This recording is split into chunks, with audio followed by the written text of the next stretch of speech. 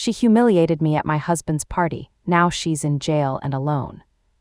I still remember the sound of the champagne glasses clinking together and the soft hum of conversation filling the living room. My husband, Caleb, had been looking forward to this party for months, a chance to celebrate his recent promotion and to finally introduce me to some of his new coworkers in a more relaxed setting.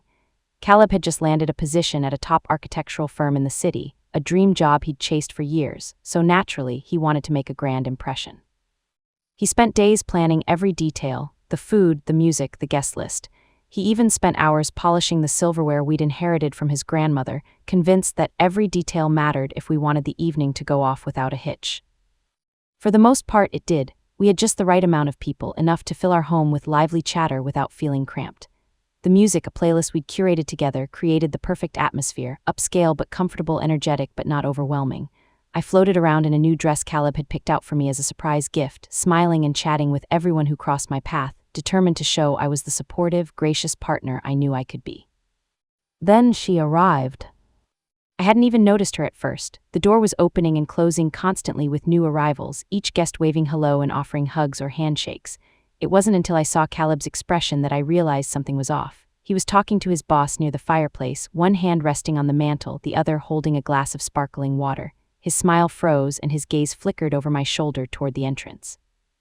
Curious, I turned around, only to see a woman step across the threshold, her head held high like she owned the place. Her name was Ivy. She was one of Caleb's colleagues, though colleague might be too formal a term. She was more of an office legend, someone everyone talked about but rarely saw.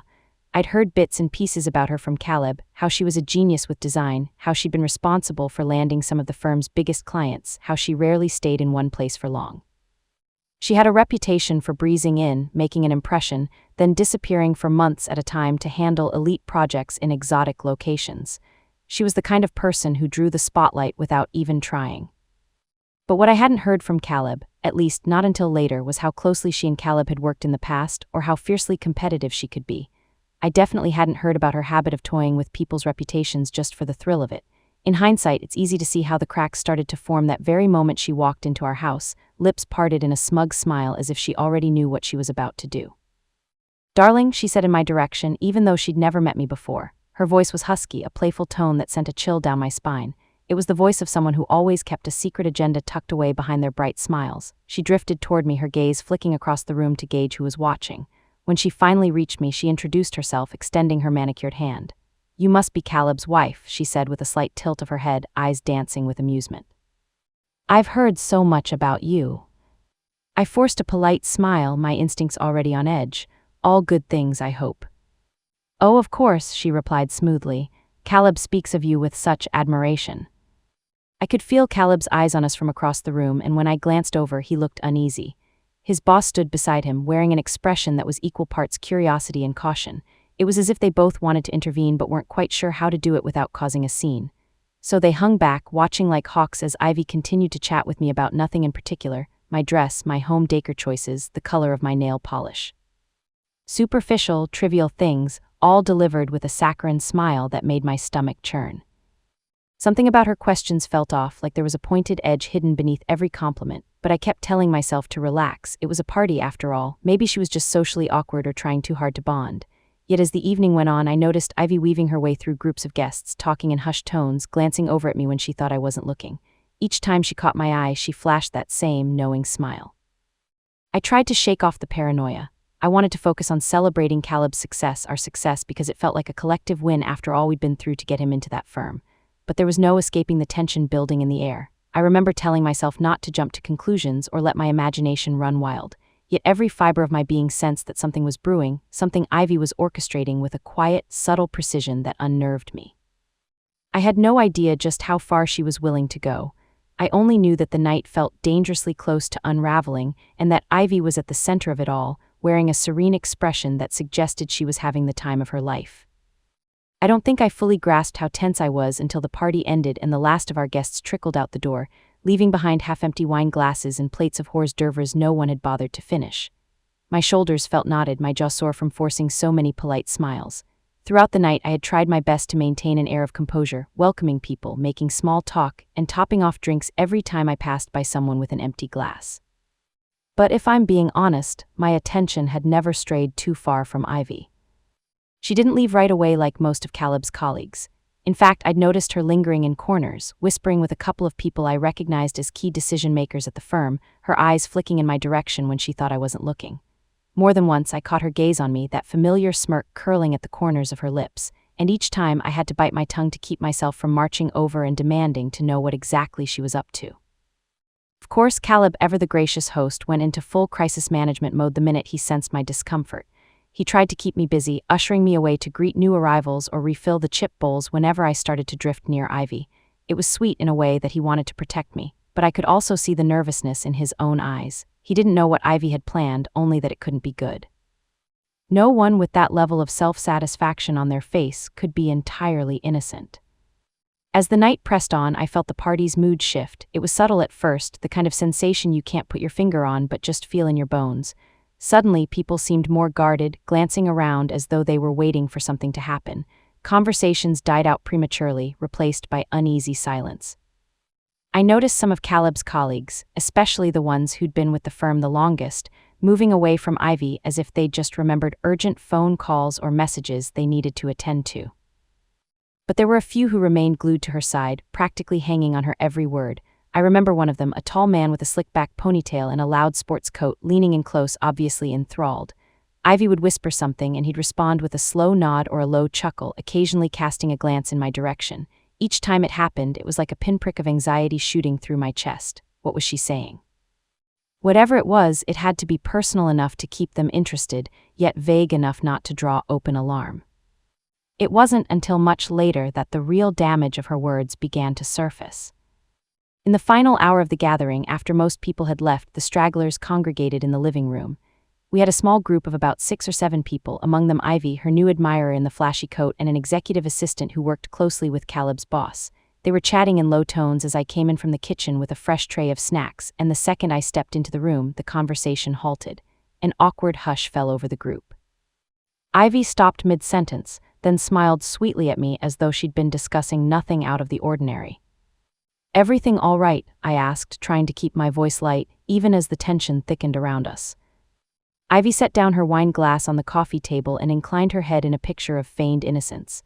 "Oh, absolutely," she purred. "We were just discussing how fascinating your relationship with Caleb must be. You two must be so strong to handle all that time apart with him traveling and such. I'm not sure I could ever be so patient if I were in your shoes." There was nothing overtly insulting about her words, but her tone was dripping with insinuation. My cheeks grew warm. Caleb's job did require a decent amount of travel, but he'd never been gone for any unusual amount of time, nothing that would invite speculation or pity. I looked around, nodding the sideways glances from the others. It was clear they'd been discussing something a lot more personal than travel schedules. I forced a laugh. "I've never thought of it as a big deal," I said, setting the tray down. "We stay in touch and I trust him. That's all that matters, right?" Ivy's smile hardened for a split second. "Of course," she replied, "trust is everything." Then she reached out and picked up one of the snacks, changing the topic as though she'd never said anything questionable. "So, who catered your appetizers? They're divine." The conversation moved on, but the disquiet lingered. I sensed it in the way people avoided looking at me. At that point, I wanted to confront her directly, but I also knew that doing so in front of Caleb's colleagues could backfire terribly. People might see me as overly dramatic or insecure. Worse, it could undermine Caleb's standing in the firm if his wife made a scene during his own promotion party. Eventually, Ivy and her entourage left, giving only the briefest of farewells. She waved nonchalantly over her shoulder as if to say, "This isn't over." And I could tell it was. Once the door shut behind her, the house felt simultaneously too big and claustrophobic. Caleb breathed a sigh of relief, mumbling something about how he needed to get the place cleaned up before we called it a night. I volunteered to help, but my heart wasn't in it. My mind was still replaying every second of those final minutes when Ivy made that thinly veiled comment about my marriage. Sure, no one openly confronted me and no dramatic scene erupted in the middle of the living room, but the damage was done. Those lingering glances and hushed tones told me that Ivy had planted a seed of doubt in more than one person's mind, and what terrified me most was the realization that I didn't even know what rumor she'd started. Had she implied Caleb was cheating, that I was unhappy, that we were on the brink of divorce? The possibilities whipped through my thoughts, leaving me breathless. All I knew for certain was that Ivy had taken the first swing. Whether she planned to continue her silent campaign of rumors or escalate to something more direct remained to be seen. And as the party finally wound down with the last few guests trickling out the door, a chill settled into my bones. The house felt quiet, but my thoughts were roaring. I glanced at the mess of leftover plates and empty glasses, wondering how I was going to clean up the bigger mess Ivy had left behind. I woke up the next morning with a dull ache behind my eyes, the kind you get when your sleep is shallow and your dreams are riddled with tension. Despite my exhaustion, I found myself propped up in bed long before sunrise, staring at the ceiling as my mind sifted through the events of the night before. Caleb lay beside me, breathing heavily in that deep slumber that comes after a day filled with stress. I envied his ability to turn off the worries so thoroughly, even if I knew he'd wake up with them pressing down on him again soon. It was a Sunday, which should have meant a leisurely morning, maybe brunch at our favorite cafe, a walk in the park, or a lazy afternoon spent reading in the sunroom. But the moment my feet hit the floor, it felt like I was stepping onto a battlefield, my own home being the place where the first shots had been fired. I kept replaying Ivy's smirk, her snide remarks, and those hushed conversations she'd had with people who, up until last night, I considered potential friends or at least pleasant acquaintances. Now I wasn't so sure. When Caleb finally stirred, he glanced over at me, his brow creasing. "You're up early," he said softly, brushing the hair from my face. I mustered a small smile. Couldn't sleep, I admitted, too much on my mind. He didn't ask what I was thinking about, he already knew. Ivy had effectively cast a shadow over our evening, and there was no denying that her presence extended well beyond the party's end. We both dragged ourselves out of bed and into the kitchen, where we made coffee in heavy silence. The familiar scent usually relaxed me, but this morning it just made me more aware of the tension coiling in my stomach. Caleb broke the silence first. "I should check my phone," he said, as if dreading whatever he might find there. In his line of work, rumors could spread quickly, especially if a high-profile employee or a crucial client was involved. Ivy's mere mention of trouble in our marriage or any negativity about me could gain a foothold if the right, or rather, the wrong person believed it. He sighed when he saw the stream of notifications and emails. "Well, looks like people have plenty to say," he muttered, scrolling through. A flicker of frustration crossed his face, then he handed me the phone. "Here, have a look." I scanned the messages. A polite inquiry from his boss, hoping we were both well. A message from the executive assistant who'd hovered near Ivy. It was short, cautious in tone. "Heard some things, just wanted to make sure everything's okay at home." A few others from coworkers, each one a variation of "call me when you can," or "we need to talk." I glanced up at Caleb. They all heard something, didn't they? He nodded, jaw clenched. "I just can't figure out what exactly she said. No one seems willing to spell it out." My heart pounded. If it was some baseless rumor, you'd think at least one person would come forward, lay it out, and give us a chance to refute it directly. But this was more insidious, like a whisper campaign designed to spread confusion and doubt without letting anyone nail down the specifics. That way you couldn't squash it outright. Instead, you were left chasing shadows, looking defensive and paranoid if you dared to bring it up. We spent the better part of the morning drafting careful responses, trying to clear the air without sounding accusatory. Caleb felt it was best to keep things measured and professional, no calling Ivy out by name, no dramatic accusations. Still, every email we sent made me feel like I was taking a step deeper into quicksand, because for all we knew, Ivy could be behind the scenes, fueling the gossip with fresh rumors. By noon, I was exhausted and we'd barely even started our day. Caleb paced the living room, phone in hand, while I half-heartedly picked at a plate of scrambled eggs. Occasionally, he'd mutter something like "unbelievable" or "she wouldn't dare," but we both knew she would dare. Ivy was clearly on some kind of mission, and she showed no signs of stopping. In the midst of all this, an unexpected visitor arrived, Ava, one of my close friends and one of the few people I trusted completely.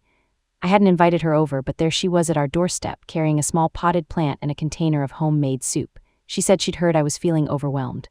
Word traveled fast, but I wasn't surprised she'd heard something was off. Ava worked in an adjacent industry and had connections that often overlapped with Caleb. I practically dragged her inside, my relief palpable. For a moment I forgot my own fatigue, just grateful to see a friendly face. "Thank you for coming," I whispered, hugging her tight. "You have no idea how much I needed this." She set the soup in the kitchen and looked around, her eyes reflecting concern. "I wish I were here under better circumstances," she said softly. "I heard some weird talk floating around, something about your marriage being on the rocks. I knew it couldn't be true, but I had to see you for myself." The fact that Ava, of all people, was hearing rumors confirmed the worst of my fears. Ivy's whispers had started to blossom into talk outside the office circle. If we didn't nip this in the bud, it could tarnish Caleb's reputation and potentially destroy our social standing in one fell swoop. And for what reason? Ivy's personal vendetta, a twisted sense of pleasure in watching others scramble to preserve their dignity. Ava and I sat together on the couch while Caleb took a call in the other room. I filled her in on the basics, Ivy's cryptic comments, the hush that fell over groups of people whenever I walked in, that smug look on her face. As I spoke, I felt the bitterness rising in my throat. It wasn't just anger at Ivy, it was a profound sense of betrayal. We hadn't done anything wrong, we didn't deserve this. She's picking a fight she can't win, Ava said firmly, placing her hand over mine. You and Caleb are solid, people will see through her lies eventually. I wanted to believe that, but the knots in my stomach suggested otherwise. Gossip, once released, has a way of taking on a life of its own. It finds new forms, mutates into more damaging versions, and spreads like wildfire, especially among people hungry for a scandal. And from where I stood, it looked like Ivy had lit the match and was patiently waiting to see just how big the blaze would grow. By the time Ava left, I felt marginally better, but the weight of impending disaster still pressed on me. Caleb emerged from the office, shoulders sagging. I just spoke to my boss, he said quietly, rubbing his temple. He wants to see me first thing tomorrow. I swallowed hard because of Ivy, he finished for me, his voice grim.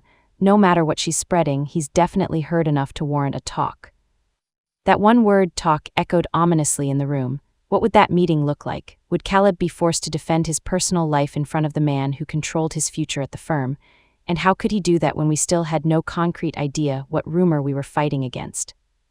Feeling defeated, we slipped into a shared silence. It was that moment of calm before a storm, when you can sense the thunder rumbling just beyond the horizon. We both knew that come Monday, the workplace would be abuzz with speculation, and we'd need to face the mounting questions head-on. Whether we liked it or not, Ivy's game had begun, and she held all the cards. The next morning felt like stepping into a lion's den. Caleb and I had stayed up late, poring over every possible angle we could think of. What exactly might Ivy have said? How would Caleb defend himself if pressed for details? Should we address it head-on or play it down and hope the rumors died out? We debated each angle until our voices were nearly hoarse, until the clock told us that if we didn't sleep soon, we'd be worthless for the coming day. Yet when Monday dawned, our minds were still tangled in uncertainty. I barely had time to make coffee before he had to leave for his talk with his boss. With a tense goodbye, he promised to text me as soon as he had any news. I could tell from the stiffness in his posture that he was bracing for a confrontation he never wanted to have, especially not in a professional setting. My chest tightened just watching him walk out the door, knowing that in some way, Ivy had forced us into a corner, and there was nothing I could do to protect him. I spent the next couple of hours at home, cleaning up mindlessly. Sometimes vacuuming and polishing surfaces help settle my nerves, giving me a semblance of control when life turns chaotic. But even as I tried to lose myself in mundane tasks, my phone remained glued to my side, waiting for any sign from Caleb. Every few minutes I glanced at it, nothing. I scrubbed the kitchen counters until they gleamed. Nothing. I reorganized the spice rack, still nothing. By the time noon rolled around and he hadn't called, I felt a gnawing sense of doom. Finally, my phone buzzed. I snatched it up, my heart pounding, only to see a text from Ava. Ava, have you heard from Caleb yet? I'm worried. Call me when you can. I sighed, giving my friend a quick call. She didn't have any concrete updates, just a barrage of second-hand tidbits from people in Caleb's social orbit, whisperings that certain higher-ups at the firm were concerned about his personal situation, whatever that meant. I told her I was waiting on Caleb's update and promised to fill her in once I heard from him. When my phone rang an hour later, the display showing Caleb's name, I practically flung myself onto the couch to answer. Hey, I breathed, trying to sound calmer than I felt. How did it go? I could hear him let out a slow exhale on the other end. Well, he began, it wasn't as bad as I feared, but it definitely wasn't good. My stomach twisted. What did they say? They've apparently been hearing chatter that I'm having some kind of marital crisis, he said, the words coming out with a bitter edge. Nobody would point fingers directly, but it was pretty obvious who started the rumor. They didn't say Ivy's name explicitly, but we both know she was at the center of it. I clenched my free hand into a fist. What else did they say? He paused, his breath catching. They wanted to make sure my personal issues wouldn't affect my work on the upcoming projects. They asked if I needed time off or counseling, or, I don't know, some sort of intervention. Counseling, I repeated, feeling my cheeks flush with indignation. They're talking about our marriage like it's in shambles. Exactly, he said softly, which means Ivy must have really sold them on a tale of trouble at home. The boss was actually sympathetic. He said something about how he'd hate to see my new role jeopardized by emotional distractions. It took all my self-control not to scream in frustration. This was exactly what Ivy wanted, to plant enough doubt in everyone's minds that Caleb's position would be compromised if he didn't address these so-called personal problems. So what did you say? I asked, trying to keep my voice steady. I told them our marriage is fine, he replied, that you're supportive of my career, that any rumors to the contrary are just that, rumors. They seem to accept it on the surface, but you could tell they were still cautious, like they think I'm hiding something. My heart sank. I'm sorry, I whispered. I wish there was a way we could prove she's lying. He was quiet for a moment. You and me both, but right now it's just words. They have no proof, but we don't have any proof it's not true either. It's our word against hers. We both lapsed into silence, the gravity of the situation weighing on us. Once we ended the call, I leaned back against the couch, staring at the ceiling. I could feel anger bubbling up inside me, a fury at Ivy for playing with our reputation and a frustration at the firm for even entertaining the notion that her words might be true. How does one fight rumors that come without a source or specifics? It's like trying to pin down a ghost. A few hours later, I got a text from an unknown number. Unknown, I heard you're going through a tough time. If you need someone to talk to, let me know. I stared at it baffled. Who was this? Another coworker of Caleb? A concerned friend I'd forgot to save in my contacts? Or worse, was it Ivy herself messing with me from a burner phone? I had no clue and I didn't respond. Instead, I forwarded it to Ava and asked if she recognized the number. She didn't. The entire situation was getting creepier by the minute. We were being watched, assessed, and whispered about, all thanks to one woman's twisted agenda. By the time Caleb came home, he looked like he'd aged 10 years in a single day. The stress had etched new worry lines across his forehead and his shoulders sagged with exhaustion. We had a quiet dinner, just leftovers, really. Neither of us had the energy for cooking. After the dishes were done, we settled into the living room, side by side, but neither of us was in the mood for a movie or any cheerful distraction. I wish I knew why she's doing this, I said, my voice cracking with exasperation. Did we do something to her, or is she just evil? Caleb rubbed his temples. I wish I knew. She's always been an enigma at work, charming one moment, cold the next, and nobody's ever pinned down what drives her. We sat in silence for a long time after that, the weight of an invisible force pressing on us. I replayed the party in my mind, the slick way Ivy orchestrated half a dozen small conversations, each one presumably dropping little seeds of doubt about me, about our marriage. The more I thought about it, the more I realized she'd humiliated me in a way far more insidious than a public confrontation. She made me feel powerless, turning my own home into a stage for her manipulations. Eventually, the anger crystallized into something sharper, determination. I wasn't going to sit around and let her unravel our life. If Ivy wanted a battle of wits, I'd play along. Quietly, carefully, I decided to start gathering information. Maybe someone somewhere knew a secret about her or had been burned by her in the past. If we could figure out how she operated, maybe we could catch her in her own lies and discredit her once and for all. At that moment, as the night stretched on and the shadows in the living room deepened, I made a promise to myself. I would fight back. I wouldn't let her destroy our marriage, our reputation, and especially Caleb's career over fabricated gossip. If she thought she could walk away unscathed after humiliating me in my own home, she had another thing coming. And as I lay awake that night, staring at the glow of my phone in the dark, I started to formulate a plan that would, in time, turn Ivy's scheming world upside down. The day after Caleb's tense meeting with his boss, I found myself unable to concentrate on anything except the problem at hand, Ivy. She humiliated me at our own celebration, planted seeds of doubt about our marriage, and placed Caleb's newly won position in jeopardy, all without ever uttering an outright accusation we could easily refute.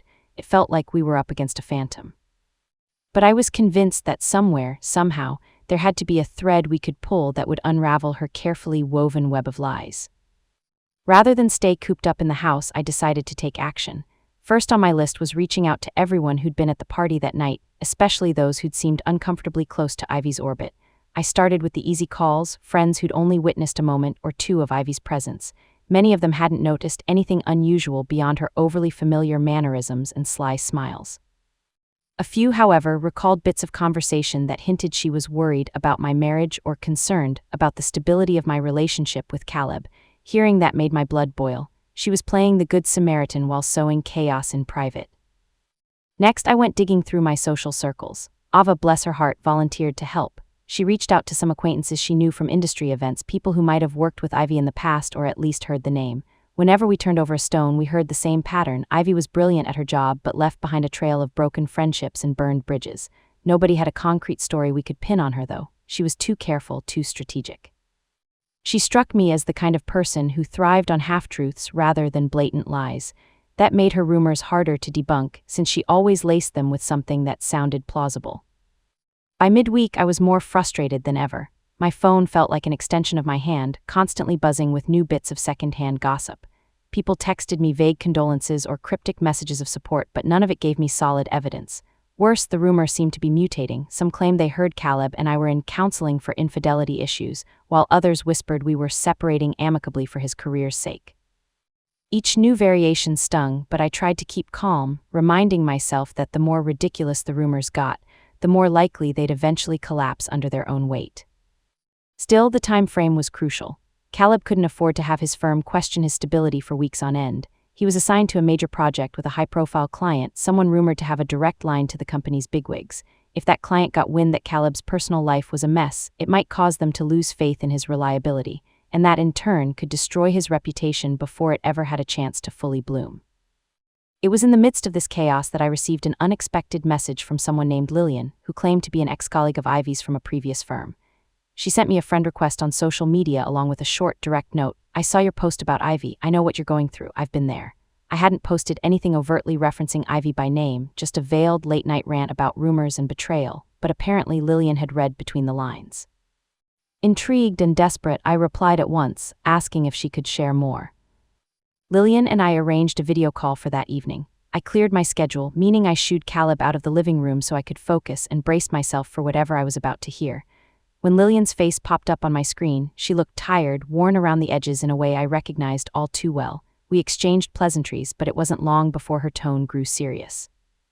"Ivy and I worked together at a boutique design firm a couple of years ago," Lillian began, folding her hands beneath her chin. She was charming, confident, always the center of attention. At first, I admired her, but soon I realized she had this dark streak. If you got on her bad side, she made you regret it. Sometimes it was petty stuff like making sure you got sidelined on projects. Other times it was deeper. I felt a flicker of hope. How did she do it? Did she spread rumors about you too?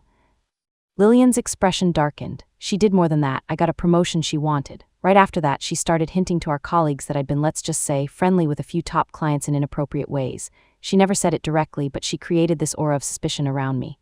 Eventually, it got back to my boss, who called me in for a meeting. I had no proof she'd started it, but I knew. By the time it all died down, my reputation was tarnished and I ended up quitting. What? My stomach clenched. She basically forced you out, didn't she? Lillian nodded grimly. Yes, and she did it so subtly the higher-ups only saw me as too dramatic or too unstable. Ivy walked away squeaky clean. I'm assuming you're going through something similar. I bit my lip. She's making people think my husband and I are on the brink of divorce. He just got a promotion at his new firm, and she's threatening his stability there with all this talk.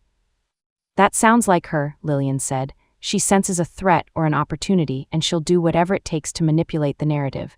She always said people believe a little gossip more easily than a big lie. It's like she chips away at you until there's barely anything left. I took a breath, steadying myself. So how do we stop her? Lillian hesitated. I wish I had a simple answer. The only thing I found that works is gathering undeniable proof of her manipulations and presenting it in a way she can't squirm out of. She thrives in the shadows. You need to drag her into the light. Her words echoed in my mind long after the call ended. Drag her into the light, that was precisely what I intended to do. But how? If Ivy's track record was anything to go by, she never left a paper trail. Every rumor was whispered, every slight couched in a casual remark that could be interpreted a dozen different ways. We needed a plan, something that would leave her with no escape route. That night I recounted every detail of the conversation to Caleb. We paced the living room together, volleying ideas back and forth like we were strategizing for a courtroom drama. Could we record her admitting what she'd done? Could we catch her in a direct lie somehow? Maybe we could get an ally inside the firm who'd be willing to talk. None of it sounded easy, and we both knew time was running out before the rumors irreparably damaged Caleb's standing. By the time we finally collapsed into bed, we had the hint of a plan forming, somewhere between a desperate gamble and a cautious infiltration of Ivy's inner circle.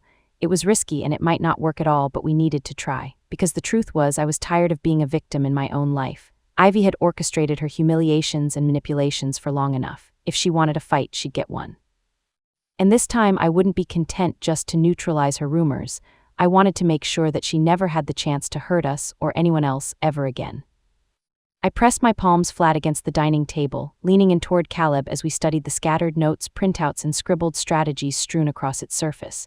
It was nearing midnight, and our living room lights cast long shadows across our improvised war map. Over the past few days, we had decided that if we were going to bring Ivy down, we had to do it swiftly and cleanly. The rumors she had started about our marriage were growing legs, branching out in multiple directions like a virus. If we didn't quarantine them soon, the repercussions might become permanent. Our plan, if you could call it that, involved 3 phases: lure, expose, and confirm. We needed a believable reason for Ivy to let her guard down around me, or at least slip up enough that I could capture her true intentions on record. The biggest challenge was that Ivy rarely communicated her gossip in text or email. She thrived on whispers and hushed conversations, always in person, so she could read people's reactions and adapt on the fly. That meant I had to draw her into a private conversation or situation and hope she'd feel confident enough to reveal her role in all this. We wanted her admission, her direct words, so that we could show them to the higher-ups at the firm and to anyone else who doubted us. One undeniable piece of evidence, that was all we needed. Yet the mere thought of confronting her face to face made my stomach twist. I hadn't laid eyes on her since the party. I had no way of knowing if she suspected that we were onto her, though it was a good guess that she'd be prepared for some form of retaliation. People like Ivy never assume their victims will stay silent forever. Then again, she might also be overconfident, considering how effortlessly she'd managed to sow chaos in our life. Caleb slid his phone toward me, pointing to a name in his contacts. "This is Brendan," he said. "He's a junior associate at the firm, new, hungry, desperate to move up. Ivy's kept her distance from him because he's not high enough on the ladder to interest her, but if we can get Brendan on our side, he might be able to help arrange a meeting or at least give us inside information on Ivy's schedule." I nodded, swallowing hard. It felt both exhilarating and terrifying, like we were characters in a spy novel, only this was our real life and the stakes were painfully high. "Call him," I urged Caleb. "Tomorrow, see if he'll talk. The more allies we have inside that building, the better." Caleb agreed and tapped out a note for himself so he wouldn't forget. After that, we tackled the question of the recording device. We couldn't exactly stroll into a conversation with a giant camera strapped to my shoulder. We needed something subtle, and I had just the thing: an old digital voice recorder the size of a thumb drive, a relic from my short-lived journalism class in college. If I tucked it into my purse or pocket, maybe pinned it discreetly to the inside of my blouse, the audio quality should be enough to capture whatever Ivy said. Legality aside, I was willing to take the risk. I was done playing nice. Finally, around 1 a.m, we had the bones of a strategy. Secure an appointment or spontaneous meetup with Ivy using a plausible excuse, apologizing for any misunderstanding, and claiming I just wanted to clear the air. I'd act like a spouse on the verge of tears, worried about losing my husband's trust and desperate to keep the peace at his workplace. Engage her in conversation, ideally alone in a quiet setting, steering her gently toward revealing she fabricated the rumors, or at least that she'd actively spread them.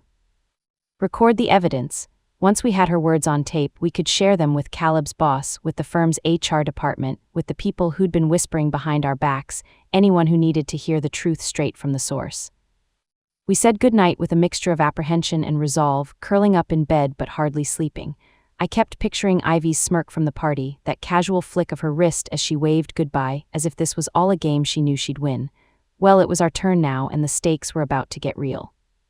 The next morning, Caleb shot off a text to Brendan, who replied within minutes, eager to please. They arranged to meet during lunch break at a small cafe near the firm.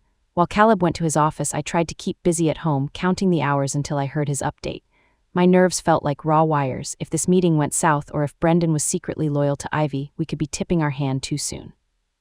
Luckily, by early afternoon, Caleb called. His tone was guarded but positive. "Brendan's on board," he said, a note of relief in his voice. "He told me Ivy's been making the rounds, quietly chatting with some higher-level partners. He doesn't know the exact details, but apparently she's been hinting that you and I are having serious complications. She frames it like she's worried about me, like a helpful colleague who just wants to ensure I'm not suffering in silence." I scoffed, my grip on the phone tightening. "She's such a saint, isn't she?" Caleb let out a humorless laugh. "Yeah, a regular Mother Teresa. Anyway, Brendan's going to give me a heads up if Ivy schedules any private lunch or coffee with someone influential. He also said he might be able to steer her into an empty meeting room if we handle it carefully. That could be our chance to confront her." I felt a surge of adrenaline. Tell him to be subtle, though. If she smells a trap, she'll bolt. "Of course," Caleb agreed. "We'll handle this gently, but at least now we have someone on the inside who isn't mesmerized by her charms." That was enough to keep my spirits up for the rest of the afternoon. I even managed to eat something resembling lunch, though my appetite was minimal. The plan was coming together, but the next part, actually calling Ivy to arrange a face-to-face, sent a fresh wave of nausea through me. I dreaded hearing her voice, dreaded the possibility that she might read insincerity in my tone. I had to be believable as a concerned, slightly gullible spouse who just wanted to smooth things over. Nevertheless, by early evening, I stood in the kitchen, phone in hand, pulse thrumming in my ears. Slowly, deliberately, I dialed her number. Each ring felt like a jackhammer in my chest. Finally, Ivy picked up, her voice velvety smooth as she greeted me like an old friend. "What a surprise," she crooned. "I didn't expect to hear from you, especially after everything." I forced a shaky laugh, injecting what I hoped sounded like nervous relief. "Yeah, well, I was hoping we could talk. There's just been so many misunderstandings, and Caleb's stressed, and maybe we could grab coffee, just the two of us. I'd love to clear the air." She paused for a beat, and in that moment of silence, I swore I could feel her mind churning. Then she answered, "Of course, I'd be happy to help in any way I can, as a friend." My stomach twisted at the word friend, but I pushed the feeling down. "Thank you, Ivy, really, I appreciate it." I suggested a cafe near the firm, somewhere close enough that she'd be comfortable stepping out during work hours but also not so busy that we couldn't snag a private table. She agreed, setting a time 2 days away. When I hung up, my hands were trembling, but I felt a spark of triumph flare in my chest. Ivy had taken the bait. Whatever she believed my intentions to be, maybe to beg her to stop, maybe to confide in her about my failing marriage, she clearly saw an opportunity to tighten her manipulative grip. Little did she know we planned to turn the tables. "I texted Caleb right away," she said. "Yes, we're on." His reply came quickly, "Be careful, let me know everything." I exhaled slowly, feeling the weight of the moment sink in. This was it, the trap was set. In 2 days, I'd come face to face with the woman who had humiliated me in my own home, twisted rumors about my marriage, and nearly destroyed Caleb's standing at the firm. If all went according to plan, I'd walk away from that meeting with more than just a cold pit in my stomach. I'd have the proof we needed to finally expose her. And as I stood alone in the quiet kitchen, I vowed that nothing and no one would stop me from pulling the rug out from under Ivy's feet once and for all. 2 days never felt so long. My nerves were on edge as I waited for the appointed time with Ivy, replaying every possible scenario in my head. Would she see through my act? Would she suspect I was wearing a hidden recorder? A part of me worried I'd slip up and blurt out my true intentions. But every time my fear threatened to take over, I reminded myself of all the harm she had done, turning my home into a stage for her malicious rumors, threatening my husband's career, and forcing us to tiptoe around gossip we never asked for. On the morning of our meetup, I dressed in a simple blouse and jeans, nothing too flashy, nothing to draw attention to the small digital recorder pinned discreetly to my bra strap. My heart pounded so loudly I could hear it in my ears as I headed to the cafe we'd agreed upon. The place was a modest, cozy spot with large windows and just enough background noise to mask our conversation from prying ears, but not so loud that my recorder would fail.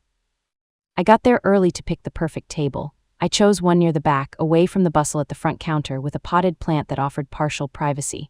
The strategic part of me wanted an escape route in case things escalated, but I also needed a somewhat enclosed area so my device would capture every word.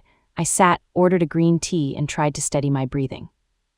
When Ivy arrived, she was dressed to kill, a fitted blazer, designer heels, manicured nails glinting in the sunlight. She gave me a warm, condescending smile as she glided to the seat across from me. "So sorry to keep you waiting," she purred, setting her oversized handbag on the table. "I had a meeting that ran late, but I'm here now, so how are you?" I forced a tremble into my voice. "I've been better," I said, fiddling with my teacup. I just feel like everything's spinning out of control." She tilted her head sympathetically. "I know, sweetie, it must be so difficult dealing with, well, everything." For a moment I almost admired her skill. She was playing the concerned confidant to perfection, her expression so genuine that anyone glancing over would assume we were close friends. If I hadn't known better, I might have believed it too, but I did know better, and it fueled my resolve. I took a shaky breath. "I'm worried Caleb's boss thinks we're in the middle of some huge marital crisis, and people are there talking. It's making him look unreliable. I don't know how it started, but it's messing with our lives." Ivy feigned a look of grave concern. "Oh, that's awful. I'm sure it's just some misunderstanding. You know how offices can be, people gossip." I gave a broken little laugh. "But that's just it. Who would even say these things about us? We're not, yeah, sure, we've had our ups and downs, but nothing like what they're implying." She reached across the table and patted my hand. "I'm so sorry you're going through this," she said, her tone dripping with false warmth. "I wish I could help." Inwardly, I grimaced. You could help by telling everyone the truth, I thought, but that would be too direct. Instead, I steered the conversation carefully, weaving half-truths and bits of personal drama that sounded believable, just enough to keep her engaged. I told her how worried I was about Caleb losing his promotion, how I felt guilty for being a distraction, how desperate I was for everything to go back to normal. Through it all, she nodded sympathetically, a perfect performance of concern. Then, at just the right moment, I let my voice drop. "Ivy," I whispered, leaning in, I have a suspicion. It's crazy, but you don't think you might have said something that got misinterpreted, do you?" She blinked once, a flash of surprise in her eyes. I had to be careful now, too strong an accusation and she'd bolt. Me, she asked, looking genuinely taken aback. Why would you think that? I swallowed, feigning hesitation. Well, you and Caleb talked at the party, right? And you seemed worried about him, so maybe in trying to help, you mentioned something to the higher-ups and it snowballed. She relaxed slightly. My question gave her an easy out. She could pretend she'd only shared her concerns about us. Oh, I did speak to a couple of people, yes, she admitted, leaning back in her seat, but only to let them know you two were having some personal problems and might need extra support. I was just looking out for you. I allowed a tremor of hurt to show on my face. So you did tell them we were having issues. Ivy shrugged. If that's how you see it, but people ask questions and I only answered honestly.